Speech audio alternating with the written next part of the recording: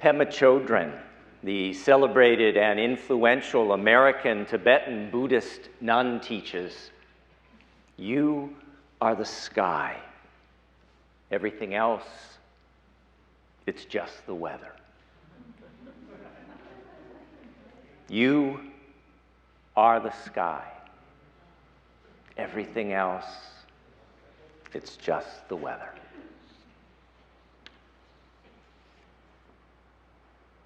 Now, on the surface, that sounds so comforting, so centering. Our true identity is something expansive and seemingly infinite, and anything that happens around us or happens to us, well, it's going to change quickly like the weather. So don't worry about it or get caught up in it too much. We are bigger than anything that swirls around us. On the surface, that sounds so comforting, so centering, so solid. But what happens when the weather is suddenly so overwhelmingly stormy, ragged, and the sky is ripped by jagged bolts of lightning? What happens when the ear-shattering thunder drowns out the sound of our own heartbeat, and we know only unwanted turbulence? We just sang a beautiful hymn with tranquil words about the earth forever turning, for the mountains, hills, and pastures in their silent majesty, for the stars, for all the heavens, sing we our joyful song of peace. For the world, we raise our voices, for the home that gives us birth. In our joy, we sing returning home to our blue-green hills of earth. But what do we do when our blue-green hills of earth do more than gently turn, but instead are ruptured in an unanticipated earthquake that shakes us, shocks us, stuns us, and leaves us shattered? As Karen shared just minutes ago in the reading by Manish Mishra Marzetti, the ground shifts, sometimes slowly, sometimes like an earthquake, reminding us that the solidity we often love and seek is an illusion. The solidity we often love and seek is an illusion. Our congregation experienced one of those moments of earthquake this week. For those who are longer church members, it truly was a shock and an earthquake when we heard that on Monday night, Cleo Bauer suddenly died, passing into the mysteries of death. I just talked with her on Friday, and she was planning on attending the board meeting on Wednesday night via Zoom. She was in the hospital, but she was looking forward to being discharged. I know some of you texted her on Saturday. I know her family was anticipating her going home to her beloved Dominic. And then suddenly she's gone. No goodbyes, no final I love yous. No, thank you, Cleo, for being you. Thank you for your smile that lit up a room, for your kindness, for your welcome, for your leadership, for your vision, for your passion, for your friendship. We are left with just memories, but also a sense of emptiness, a sense of loss, a sense of the surreal, and as someone said to me, a sense of just being sad. So very, very sad. As poet Stanley Kunitz writes, "How shall the heart be reconciled to its feast of losses? In the rising wind, the dust of my friends, those who fell along the way, bitterly stings my face.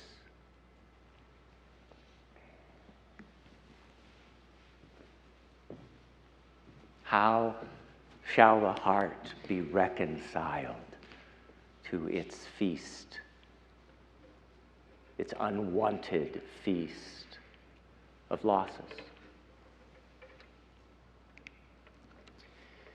One of the great contributions to the world's religious thought is Buddhism's core teaching that all things are impermanent. Buddhism prepares us with the warning that impermanence in life is not an anomaly. It isn't a deviation from the common rule, but impermanence is the common rule. The undergirding principle in life is the impermanence of all things. That causes us to grapple with difficult and a painful truth. To love Cleo means one day we will lose Cleo. Impermanence means that one day Cleo is with us and the next day she is not.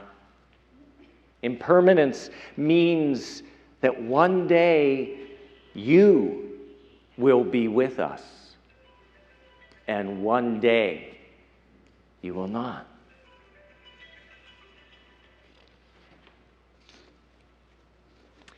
In India's religious and philosophical traditions, there's a concept of Sat Nam, S-A-T-N-A-M, Sat Nam. Could everyone just say that with me? Sat Nam. Sat means truth. Nam means identity or name. Sat Nam, the concept of Sat Nam, holds within it the true identity of life. Sat Nam holds within it the true identity of your life, our life. Let me explain. Sat Nam is actually made up of 4 sounds, 4 core parts. Sa, ta, na, ma. Sa equals birth.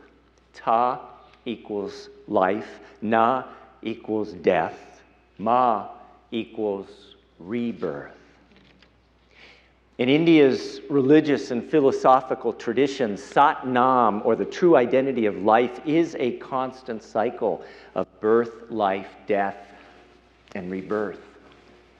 And now, we don't have to have this concept be as complex as the idea of reincarnation. We see it in something as simple as something we're all about to do, take our next breath.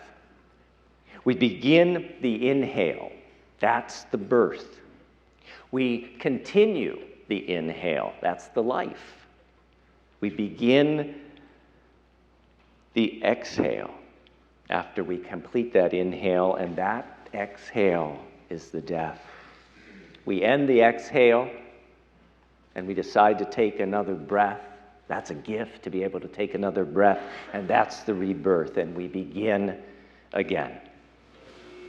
Everything in India's religious and philosophical traditions tells us that everything contains the cyclical pattern that includes a beginning, a fullness, a breaking apart or a changing, and a reconstituting. We see this everywhere. The cycle of the seasons, to the cycle of a felt human emotion, to the trajectory of our far too short human life. There is a beginning, there is a fullness, there is a breaking apart or a changing, and then there is the reconstituting. But that means, as Pema Chodron teaches, to be fully alive, fully human, and completely awake is to be continually thrown out of the nest. To live fully is to be always in no man's land. I'd prefer it said no person's land, so it wasn't so gendered, but I'm quoting Pema. To live fully is to be always in no man's land, to experience each moment as completely new and fresh. To live is to be willing to die over and over again. Would you join me in saying that last sentence? To live is to be willing to die over and over. And yet, many of us resist this natural flow of life. We often want things to remain the same, and so we hunker down and hold on to what is already passing and fading into another form or reality. Buddhism tells us that this holding on is the source of our suffering. Dear ones, grief is different from suffering. Grief is the emotion life creates when we lose something that matters to us. Grief is the emotion we feel when change occurs. We feel the loss, and we have the experience of sadness as something that, depending on the nature of what our loss is, sometimes that sadness is deep, deep. We grieve that which is no more. Suffering is different than grief. Suffering is the pain that we create when, rather than opening up to the loss, feeling it fully, and eventually, over time, sometimes a great amount of time, learning to adjust and to live within it. Instead, we resist it and rail against what is our new reality. We fight against that which is changed rather than leaning into the spiritual task of learning how to accept it. Depending on the scale of that change and loss, this can be a hard and heartbreaking spiritual task. But it is how we learn to, again and again, say yes to life. Meyer Kay, a spiritual teacher, says, in life, things happen around us and things happen to us. Life swirls around us. Finding our center during these experiences means understanding your choice about how you react to it and what you make of it. Remember those words by Meyer. I crossed too soon. See, things change.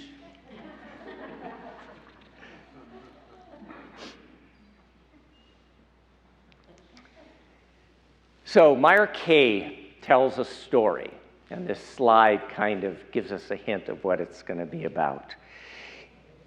And I've adapted this story just slightly. It comes from the website beginwithyes.com. Once upon a time, and this story is about potatoes and egg and coffee beans. Once upon a time, a child complained to their father that their life was miserable and they didn't know how they were going to make it. The child was tired of fighting and struggling all the time. It seemed that just as one problem was solved, another one soon followed. The child's father was a chef and took the child into the kitchen. He filled 3 pots with water, and he placed them on a high fire, each one on a high fire. Once the pots began to boil, those 3 pots, he placed potatoes in one pot, he placed some eggs in the next pot, and ground coffee beans in a third pot. He let them sit and boil and boil and boil, not saying a word to his child. And as some of you who are parents know, sometimes our kids are not very patient, and the child began to moan and become impatient, wondering what the heck their father was doing. After about 20 minutes, the father turned off the burners. He took the potatoes out of the pot, placed them in a bowl. He took the eggs out of a pot, placed them in a bowl. And then he ladled some coffee out and placed it in a cup. Turning to his child, he asked, "What do you see?" "Potatoes, eggs, and coffee," the child hastily replied. "Look closer," the father said, "and touch the potatoes." The child did, and noted that they were soft and quickly crumbled into pieces. The father then asked the child to take the egg and to break it. After pulling off the shell, the child observed the hard-boiled egg. Finally, the father asked the child to sip the coffee. Now, I just paused to say I'm not sure what a great idea it was to give this child caffeine, but let's go with the story. Finally, the father asked the child to sip the coffee. Its rich aroma and that hearty taste brought a smile to the child's face. "Father, what does this mean?" the child asked, at this point sure that her father was about to bestow great wisdom. He explained that the potatoes, the eggs, and the coffee beans had each faced the same adversity and change, the boiling water. However, each one reacted differently. The potato went in strong, hard, and unrelenting, but in the boiling water it became soft and quickly crumbled into pieces. The egg was first fragile, with a thin outer shell protecting its liquid interior until it was put into the boiling water. Then the inside of the egg became hard, unyielding, inflexible. However, the ground coffee beans were unique. After they were exposed to the boiling water, they changed the water and created something new. "Which one are you?" the father asked his child. "When change and challenge knock on your door, how do you respond? Are you the potato who grows soft and quickly crumbles? An egg that grows hard and inflexible? Or a coffee bean that changes the situation around them and creates something new?"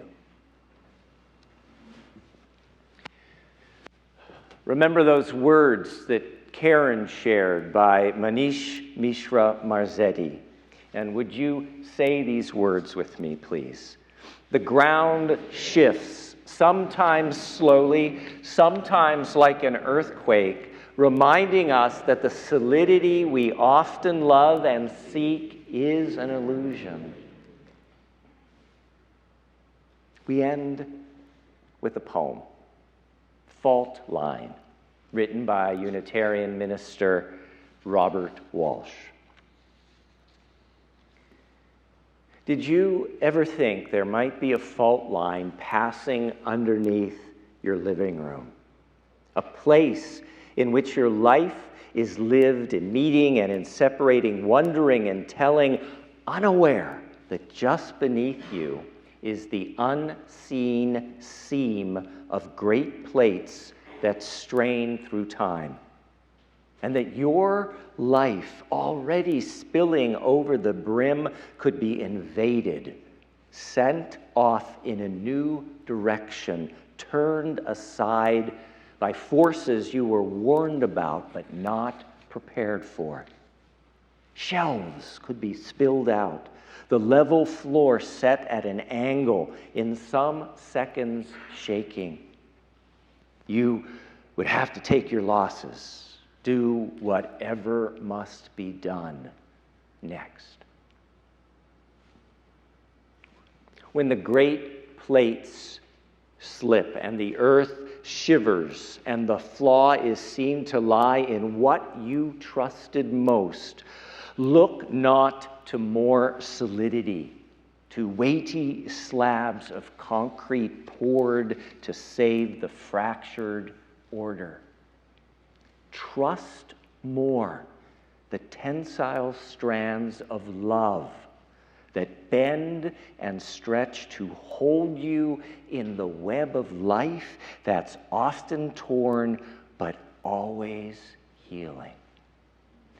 Trust the strands of love that bend and stretch to hold you in the web of life that's often torn but always healing. There's your strength. The shifting plates, the rest of earth, your precious life, they all proceed from love. Love, the ground on which we walk together. Love, the ground on which we walk together. Together. Together. Together.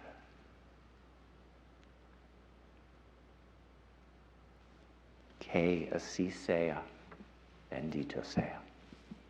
May it be so. Blessed be. Amen.